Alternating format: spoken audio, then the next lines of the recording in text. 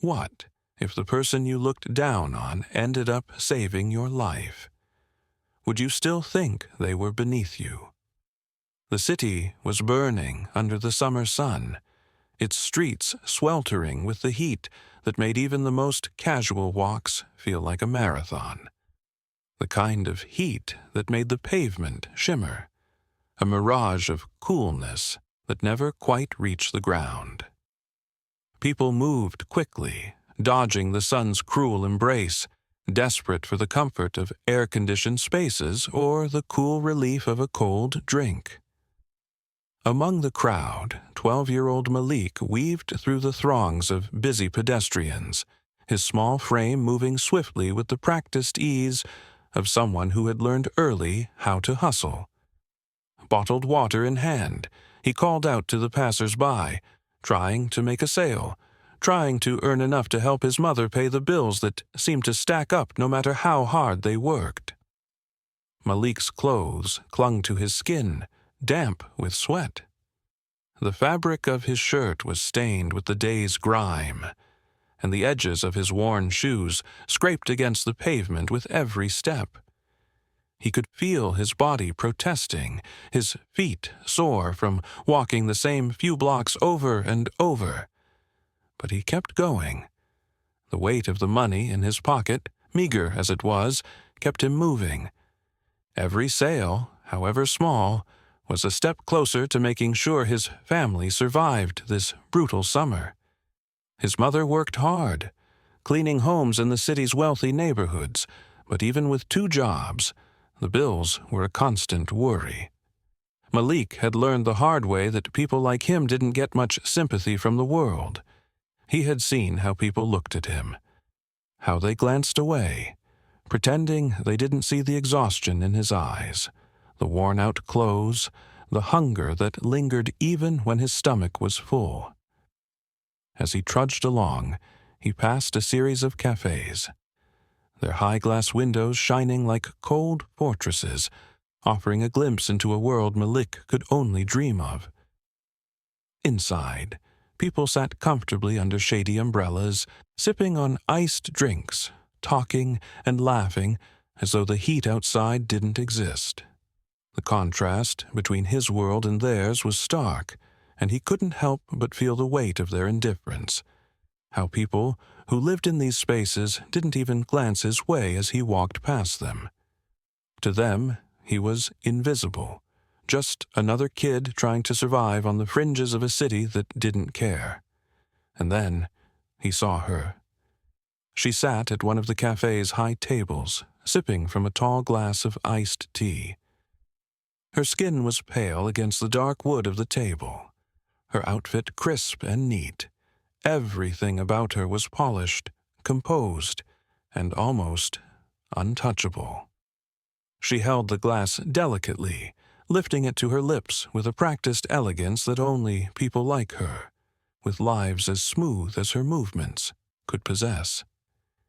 There was something about her, her ease, her sense of comfort, that made Malik stop in his tracks.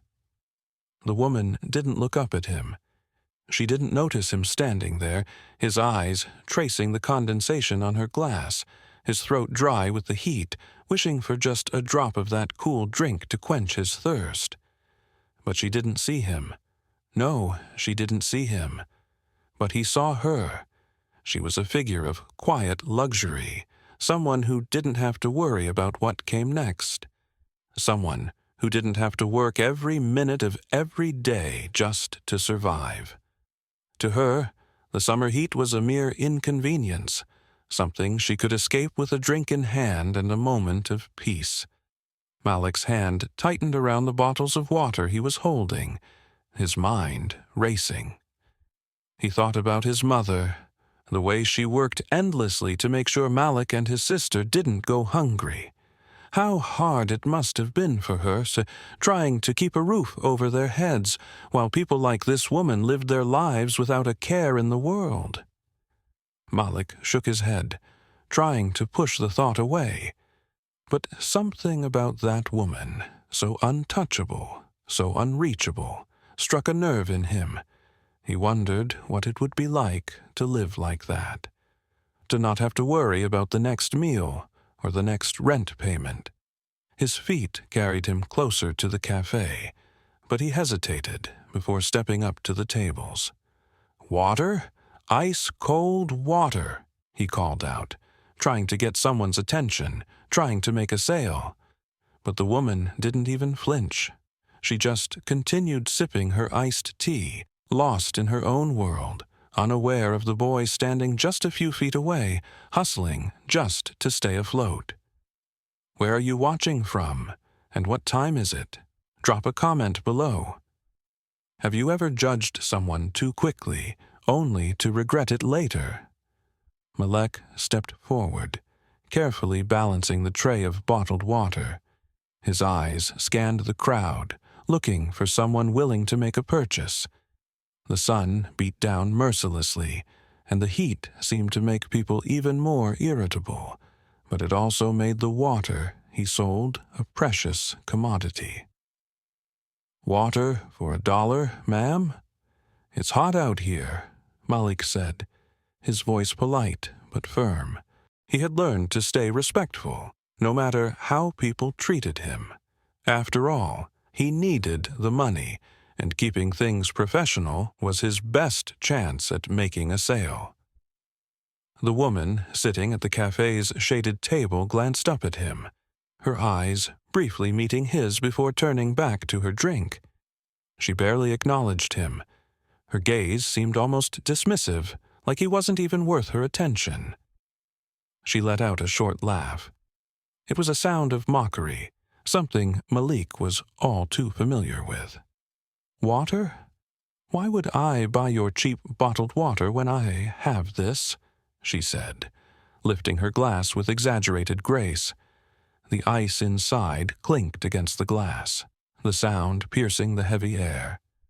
She looked at him, a smirk tugging at her lips, the kind of expression that said she had nothing but disdain for him, and maybe even a little pity. Malik forced a smile, trying to brush off the insult. He had heard worse, and he knew better than to get angry over something so small. He turned, ready to walk away, his mind already shifting to the next customer. He had a job to do, and his pride wasn't worth losing his focus over a snide remark.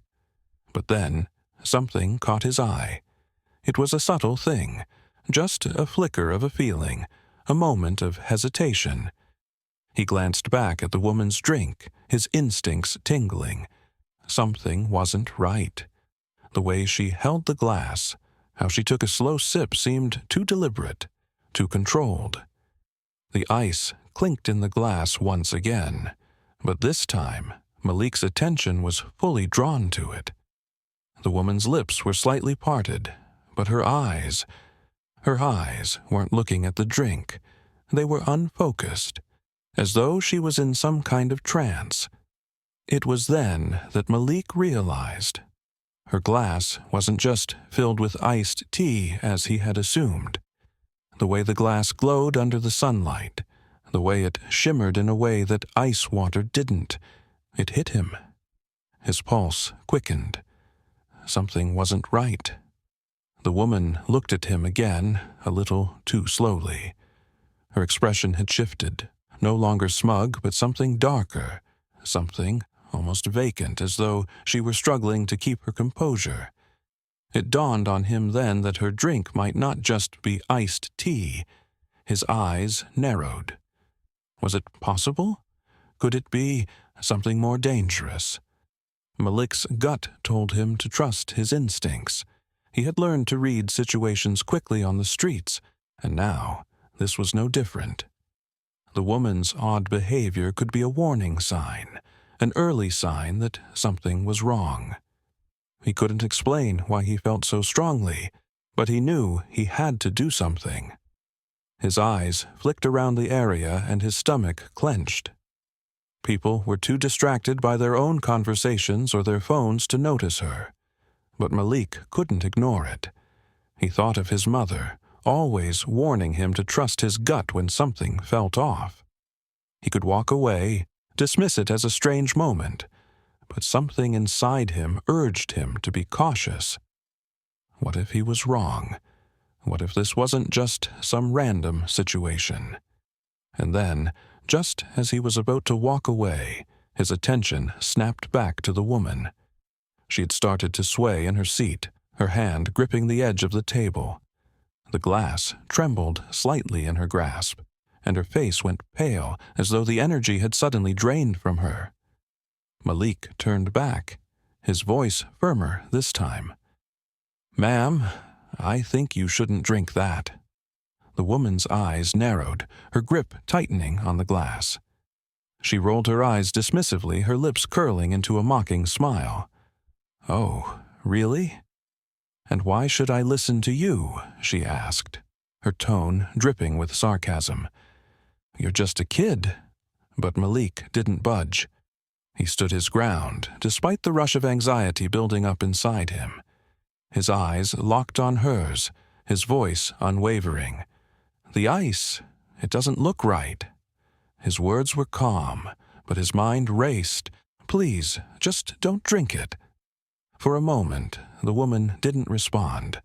She stared at him, the smile faltering slightly on her lips, as Malik's voice lingered in the air between them. The usual arrogance she wore like a shield seemed to crack. For a split second, something in his voice made her hesitate. Her eyes flicked from the glass to Malik, her expression shifting from disbelief to doubt. "Are you serious?" she asked, her tone softening just a fraction. But her hesitation wasn't enough. Her hand still clung to the glass, her gaze still too focused on her own plans. Malik took a step forward, his breath quickening. He wasn't going to walk away. He couldn't. "Ma'am, please," he said, his voice edged with urgency now. "It's dangerous. I don't know what's in that drink, but you shouldn't risk it. Please just stop." The woman's face tightened, the smirk disappearing. "I don't need your advice, kid," she said, her words sharp. But there was something in her eyes now, something that didn't match her earlier defiance. Malik could see it. Doubt. He stepped closer, his heart pounding in his chest. "Please, just listen to me. It's not worth it. You never know what might happen." For the first time, the woman looked down at her drink, her lips pursing. She stared at the ice, still shimmering in the sunlight, but now it seemed almost wrong. She glanced at Malik again, and something flickered in her eyes, a recognition of what he was trying to say. The woman sighed dramatically, clearly irritated. "Fine, let's settle this." She waved her hand dismissively, signaling for the waiter. "I'll just get this over with." The waiter hurried over to the table, his expression confused. "Yes, ma'am. How can I help?" She glanced down at her glass. "This kid says my drink is bad. Can you just check it?" The waiter looked from the woman to Malik, then back to the glass. He took it cautiously in his hand, his eyes widening slightly. He didn't say anything at first, just studied the drink with growing concern. The woman furrowed her brow. "What's the matter? You think I'm just imagining things?" "No, ma'am, it's just—" The waiter hesitated. He seemed unsure, almost reluctant to voice what was clearly starting to dawn on him. He swirled the glass slightly, peering into it before lifting the ice cubes with a napkin. "I think we need to take a closer look at this." The woman scoffed. "What are you talking about? It's just some ice. I'm sure it's fine." But even she could sense the change in the waiter's demeanor. His eyes narrowed as he carefully set the glass down and turned to speak to a colleague in hushed tones. One of the other waiters, who had overheard, came over, kneeling beside the table to help. He carefully lifted the ice cube from the glass and took a small sniff, his face paling. "We'll need to test this immediately," he muttered under his breath. The woman's confidence started to falter. "What? What do you mean? Test it? The first waiter, his voice lower and more serious now, answered, "Ma'am, I'm afraid the ice is tainted. It's been tampered with. Chemical traces may be poison." He glanced at the other waiter, and both looked at the woman in shock. A chill ran down her spine as the full gravity of the situation sank in. She stood frozen, staring at the glass in her hand as if it had become some foreign object. The reality of what could have happened hit her like a wave. Her voice trembled as she turned back to Malik. "Wait, hold on. What did you see?" Malik stood, his face unreadable, but his chest still tight from the adrenaline. "I just saw something wrong," he said simply, his voice steady. "I didn't know for sure, but I could tell. I've seen things like this before, people trying to hide things." The woman's eyes widened as she connected the dots. "You," she stammered, almost in disbelief, "you just saved my life." Her voice broke slightly as the full realization sank in. The confidence, the arrogance she'd shown earlier evaporated. All that was left now was raw shock. The waiter, looking between the woman and Malik, seemed just as stunned. "We're going to need to call the authorities," he said quietly.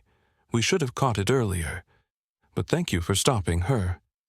Malik didn't speak. He just nodded, his heart still racing from the moment. The woman, still wide-eyed and shaking slightly, turned back to Malik. I don't know what to say." Her voice faltered. "I didn't listen to you before. I thought you were just some kid trying to sell me water, trying to bother me. But you saved my life. She paused, wiping her forehead with her hand. "I'm sorry. I had no idea." Malik gave her a quiet nod, his face unreadable. "It's fine," he muttered. "I just wanted to help." But there was no arrogance in the woman's response anymore. She was different now, changed in an instant. She had seen something in Malek she hadn't noticed before. Someone who wasn't to be dismissed. As the police arrived moments later, the woman quietly thanked Malek again, her words soft and sincere. The world around them had just shifted. Two people, one a stranger to the other, and a single moment that made all the difference. Have you ever underestimated someone, only to realize they were right all along? Let us know. Does kindness still matter when the world hasn't been kind to you? Malik continued walking, his steps steady and purposeful, but a voice called out behind him, halting him in his tracks. "Wait!" The woman's voice trembled, and he turned to see her rushing toward him, a stack of bills clutched tightly in her hand. For a moment, the world around them seemed to pause. The heat of the day, the sounds of the busy street all faded away, leaving only the two of them in this strange, suspended moment. Malik stood still, his eyes locking with hers. The look on her face wasn't the same as before. It wasn't the mocking, dismissive gaze he had come to expect.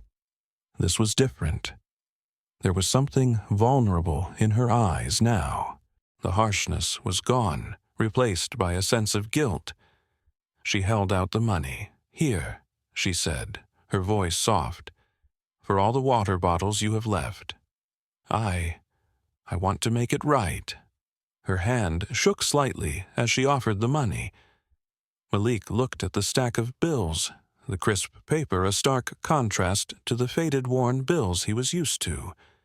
But it wasn't the money that caught his attention. It was the change in her demeanor. He had seen people like her before, rich, untouchable, their lives so different from his. But this felt different. He hesitated, uncertainty rising in his chest. He had never been offered money by someone like her, someone who had so clearly dismissed him just moments before.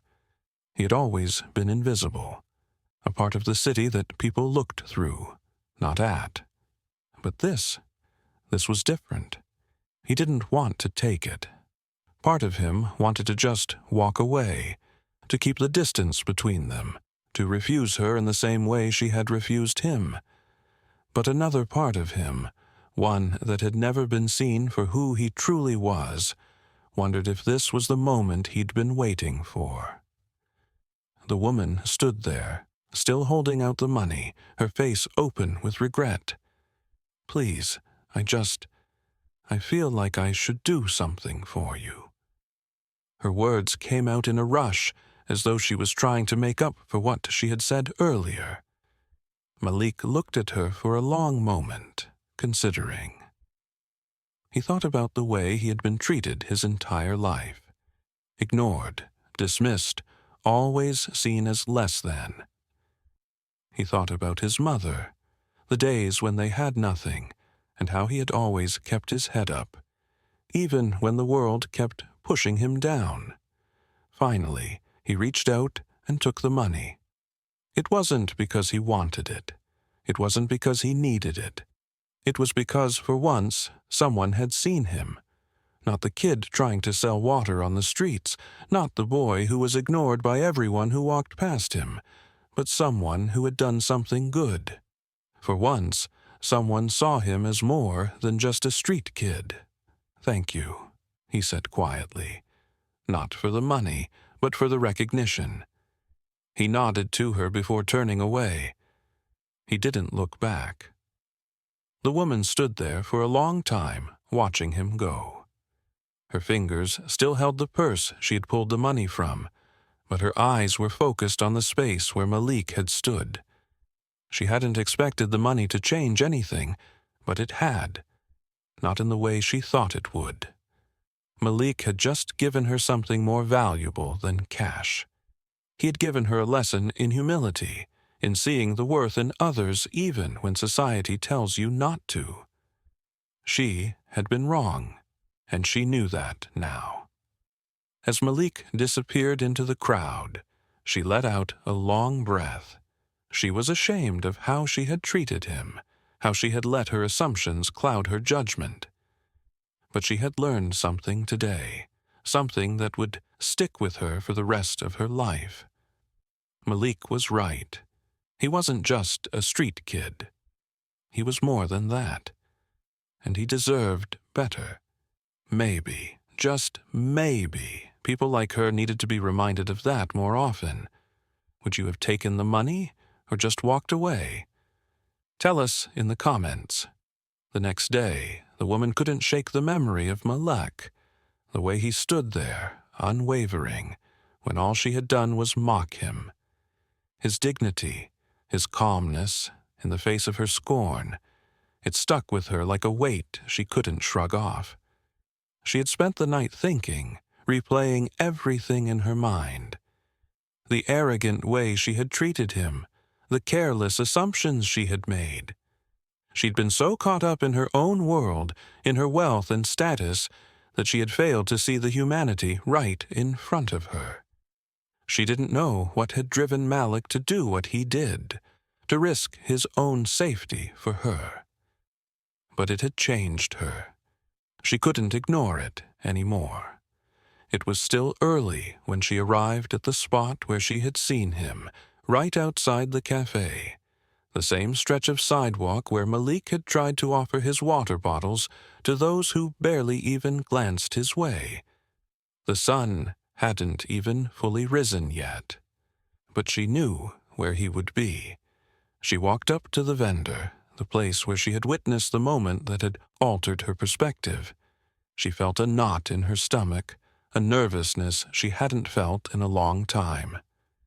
She scanned the street, hoping to see Malik again, hoping to apologize. And then she saw him. There he was, walking down the sidewalk, his backpack slung over his shoulder. He looked the same as yesterday, tired, a little weary, but there was something different in the way he carried himself now. He walked with his head held high. She approached him, taking slow steps as she caught up to him. Malik didn't notice her at first, so focused on his surroundings. but when he did, he stopped, a little surprised to see her there. He didn't know what to say, but before he could turn away, she spoke. "Malik, wait," she said softly. He raised an eyebrow, his eyes cautious. "What do you want?" She stood a little taller, her words coming with purpose. "I owe you an apology. For everything I said yesterday. I was wrong, and you deserve better than what I gave you." Malik didn't respond at first. He just stared at her, his expression unreadable. "I also want to offer you something," she continued, her voice firm but sincere. "I've arranged a scholarship for you, one that will cover your education, food, housing, everything. I want you to have a chance at something better, a future that doesn't have to be this hard." Malik blinked. For a moment he didn't speak, his mind racing. A scholarship? For him? It didn't make sense. This wasn't something kids like him got. This was for someone with a future, someone who had a chance. But as he looked at her, really looked at her, he saw something different in her eyes. She wasn't the same woman who had mocked him yesterday. She wasn't trying to buy his silence or his acceptance. She was offering him something real. He looked at her hand where she held a letter, the scholarship papers. And then, finally, he nodded slowly. "Thank you," he said, his voice quiet but grateful. The woman smiled, a genuine smile. "It's the least I can do. You saved my life yesterday. This is just a start." For the first time in years, Malik felt something stir inside him, hope. He hadn't felt that way in so long. She turned to leave, but before she did, she said one last thing. "You don't have to keep selling water anymore, Malik. Your future's ahead of you. Let's get you there." And with that, Malik's path had changed. He had been seen, not as a problem or an invisible figure, but as someone worth investing in, someone with potential.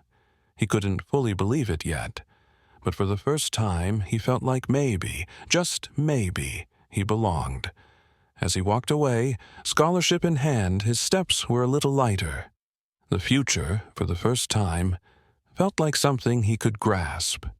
"Where are you watching from? And what time is it? Drop a comment below."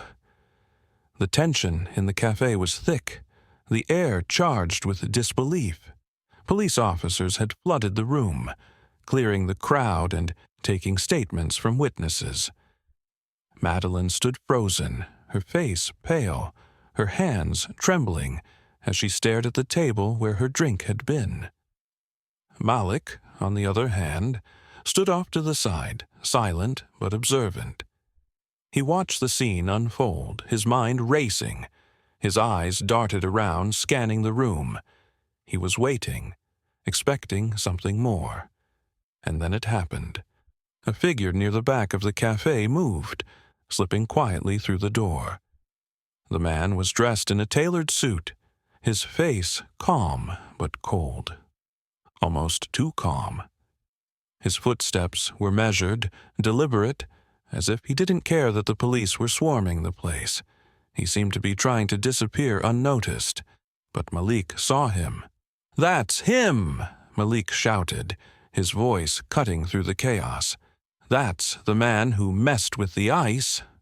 The crowd hushed, and everyone turned their gaze toward the suspect. The police officers reacted immediately, their hands gripping their weapons as they moved toward him, their eyes locked on the man in the suit. Madeline's mouth went dry. She recognized him immediately. Her business partner, the man she had worked with for years, trusted with her company, her career. He was the last person she would have ever suspected. The officers surrounded the man, blocking his path.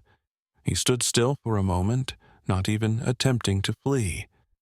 Then they grabbed him, wrenching his arms behind his back and pushing him toward the front of the cafe. "What the hell is this?" Madeline whispered under her breath, still in shock. The man didn't struggle. Instead, he sneered, looking at Madeline with disdain. "You should have known," he spat. "It was supposed to look like an accident, but this little brat got in the way." Madeline stumbled back, her eyes wide with horror as the truth sank in. Her partner, someone she had trusted, someone she had worked with day in and day out, had tried to kill her. And the worst part was, it wasn't just a random act. It was a calculated plan, and she had been too blind to see it.